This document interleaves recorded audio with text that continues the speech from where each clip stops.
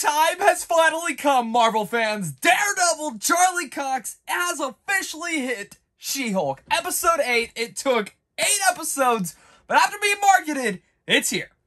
And I, flat out, right off the bat, I love this. I know Marvel fans are probably going to be pissed about certain things in here, but as a huge Daredevil fan from the show, the comics, everything like that, I love this. Like, ooh, I got a lot of thoughts. Make sure to leave your thoughts down below because that is something I definitely want to hear, and I cannot wait for next week. Like, I've been very sour on She-Hulk like the last couple of episodes, but this is like how the show should have been from the start, with giving humor, comedy, story written through all of it. And I'm not just saying this because Daredevil, because you could take Daredevil out of this episode and still input just She-Hulk. The whole last 5 minutes of this episode was very important to the character and actually gave a lot of stuff there.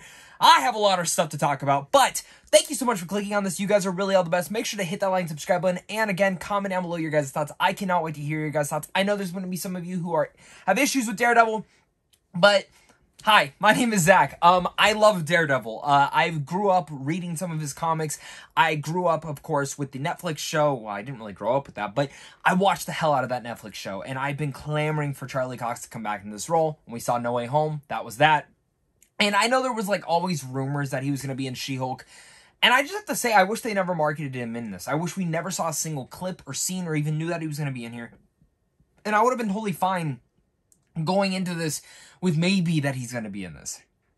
Because then when you finally see it, it would have been like everything. So I am a little bit annoyed that they did show that. I understand why they did. It's marketing. They want people to watch the show week to week to kind of see when it's going to happen. But can we just like shout out to Charlie Cox? He was great in here. And this kind of puts to shambles or some of the things of, is the Netflix canon or not?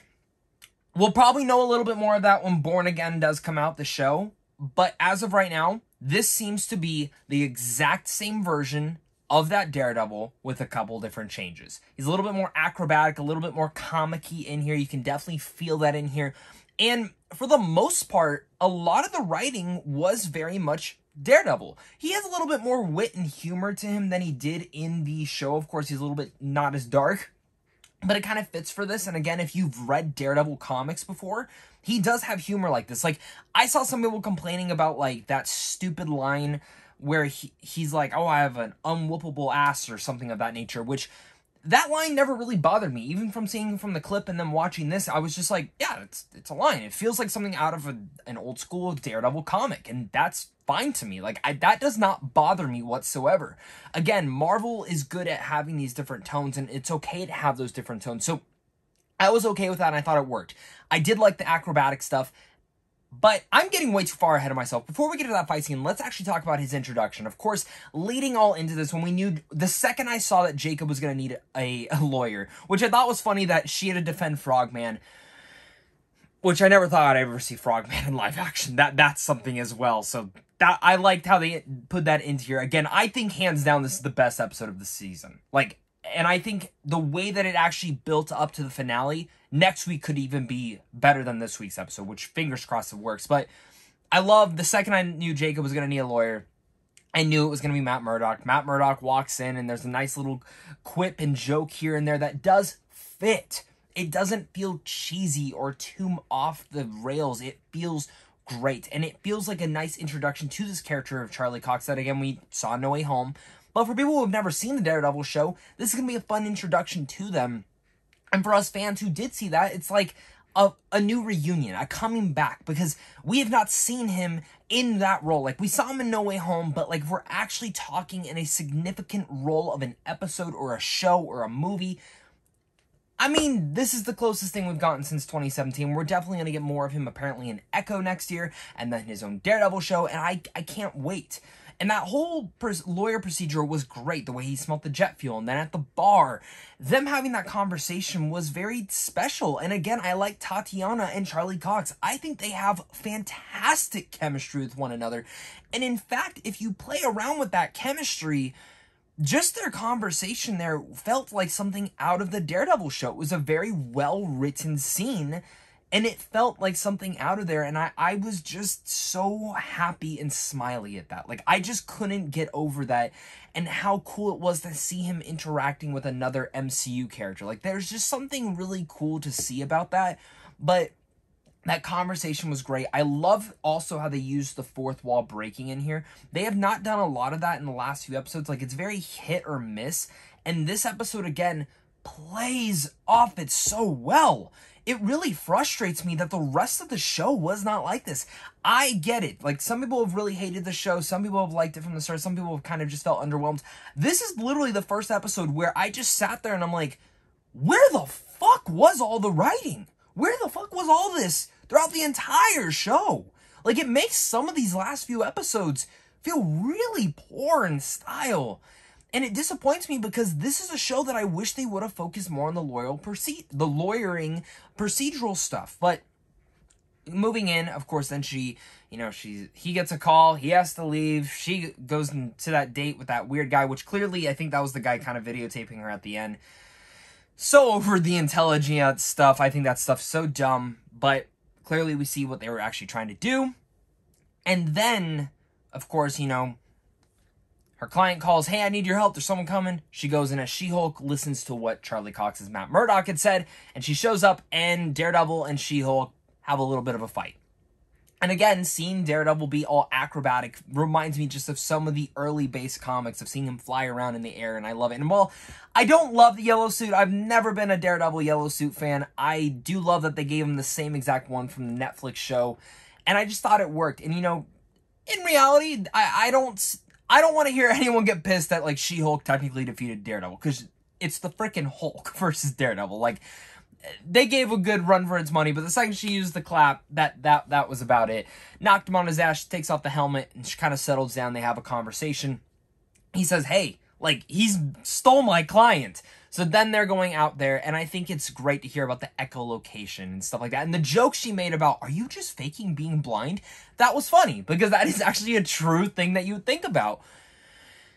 But I love all of this. I love their interaction. Again, their chemistry is spot on. And when they're on top of the roof and he's listening to the heartbeats and he's listening to hers, and again, that chemistry just continues to flow, and we hear the Daredevil score. Woo, baby! I again just started getting so damn excited, because this is one thing I will give major props to Kevin Feige. When Ike Perlmutter was working there, he was very against, like, having to reuse scores and stuff like that, and that's why, like, they didn't have the same composer for Avengers Age of Ultron. This is why I love when Kevin Feige has, like, been in charge of a lot of stuff and, like, actually gotten full definitive control, because he knows how important scores are, and he knows, like, us fans love that Daredevil theme, and just the nice little cue right there really worked. And the fact that they placed it in there, and I get it, they have the rights to it, but it's just that added touch that adds so much to that little interaction. I loved it. But of course they go in, and the second I saw the hallway, I'm like, oh shit, we're getting a hallway scene. Now, I wish they would have gone for the one-take shot. I know it would have been heavily, like, it's already heavily inspired by the original hallway famous scenes that Daredevil had. I wish they would have gone for the one-take shot. The action, I was expecting that, so maybe I was a little bit lackluster by the action sequence. It was still fun. It's definitely seeing him and She-Hulk team up, because once he takes out the first few goons, she just crashes down, and then they just go all out, and she's trying to give legal advice, he's trying to give legal advice, he's like, is she a lawyer too? All that was fun, and it felt right out of a comic book, and I really like that. I had so much fun with that, and it just goes from there. And then, like, once they win and defeat him, and, he gets arrested, the guy, he goes, hey, I forgive you, I'll still make your gala dress. It all just seems perfect, and it's coming to a close. I'm like, damn, this episode moved fast, but this was a really engaging and fun episode. And they have a great conversation, and I love how he mentions, I'm working with someone, which they didn't say Foggy, but clearly it's going to be Foggy, and I think we are going to get him back in Born Again, which will make my heart so happy if we get him and Karen. I think that'll just be so freaking sweet. But, he's like, I wish I could take you to dinner, and she's like, let's just skip over that. And they fuck! They have a one-night stand, which I heard about that, like, 5-6 weeks ago, that they were going to be doing this, and I was like, really? I wish I still had the picture. I actually had a friend send me a picture, and he photoshopped Daredevil's mask on Christian Bale's face from American Psycho, and then made the girl's legs look green, and I would probably get demonetized if I even put that on the screen right now. But I started laughing, and I said, really? Is this real? And he said, yes, it's real. So it happens. He does the one night walk of shame, which was funny, and it'll probably bother some people, but it didn't bother me. But then there's still 11 minutes of the episode left, which in Marvel time, that's like 6 minutes. And she even breaks the fourth wall and says this. And she mentions, is there a Red Hulk? She mentions certain elements like that, which I was like, okay. They go to the gala. A lot of other lawyers win the award. And then the whole Hulk King thing pops up, and apparently Josh, fuck Josh again, filmed a sex tape with them. And she goes berserk Hulk, breaks the screen. People are recording her, people are freaking out, and there's some people pointing guns at her, which is very reminiscent of the Hulk, and I think ties back to everything that Bruce Banner really was trying to teach her in the first episode. And I think that's a nice workaround to that, to really go as far as show, yes, she's not fully in control. She is broken loose, and I like that right at the end, she didn't just break the fourth wall. The episode just ends.